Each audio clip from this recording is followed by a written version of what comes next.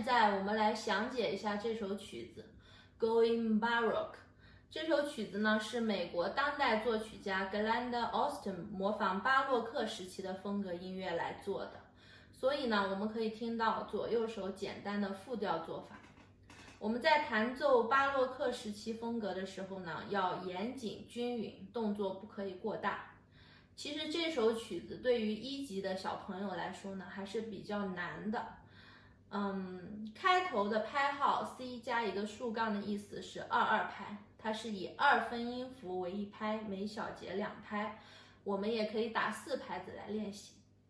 Con molto 代表我们这首曲子的指导速度是为活跃的、流动的、稍快的演奏。下面呢，我们来进行一个慢速解析。开头，我们的左手需要做出连贯的句子，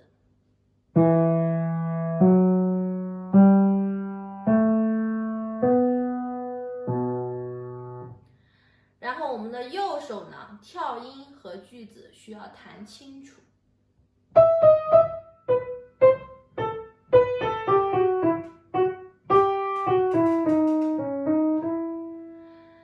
我们这个跳音应该是要注意，不可以跳得太短，因为我们现在是一个巴洛克的风格。那我们不可以怎么演奏呢？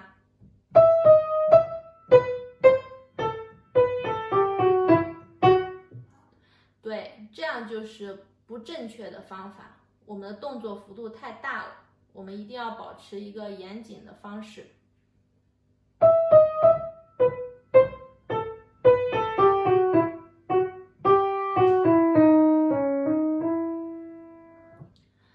我们在第3个小节的时候有一个从强到弱的这个音量的变化，这时候呢，我们要把它做得清楚一点。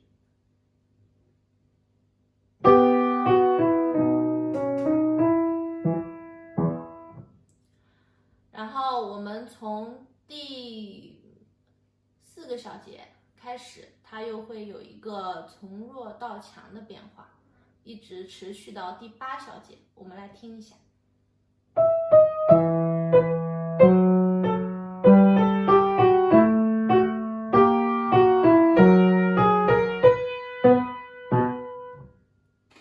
下面我们来说一下这首曲子的一个难点，就是我们左右手交替的这个动作。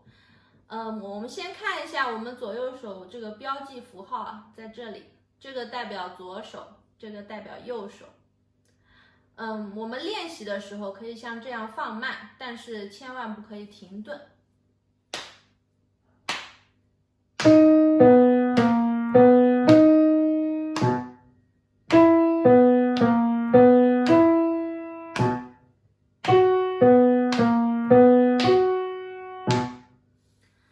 大多数的初学者在这里会出现一个什么样的错误呢？就是在右手弹完的时候，他才把左手开始注意到，这时候他才去找这个音，那我们就势必会出现一个节奏上的停顿了，这样我们就打乱了整首曲子的节奏。所以我们要在弹的时候呢，左手就已经放在之前要弹的音上准备好，这样我们才会做更连贯。我们来做一个错误的示范吧，都是基本上初学者都会出现的问题。来，开始找音了。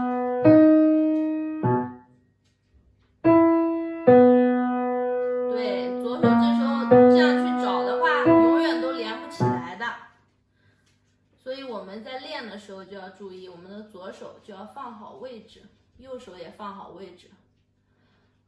后面从13小节也是一样的练法。我们现在来看一下17小节，它是和这首曲子的开头很相似的，所以在这里呢，我们就不多重复了。弹法也是一样的，主要是第24小节，它这里有一个渐慢，对于很多初学者来说呢，就是很难，因为他们本身速度就不是很稳，所以渐慢一定要多听多练。我们来做一个正确的示范先。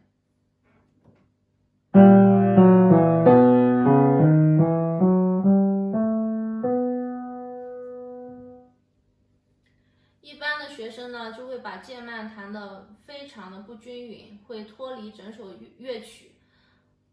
我们来听一下错误的示范。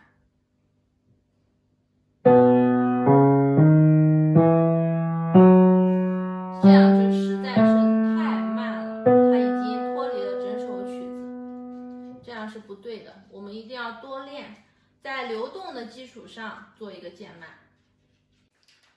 在这里我们可以看到一个弧线加一点，这个是延长音记号。延长音记号，我们在弹奏的时候就要弹出原时值的1.5倍，所以这个是2拍，我们可以把它弹成3拍以上，但是也不能弹得太久哦。如果你弹5拍，那就很难听了。在最后，我们回到了一个元素，回到原来的节奏，从那个慢的回到了一个原来的节奏。我们来听一下正确的示范。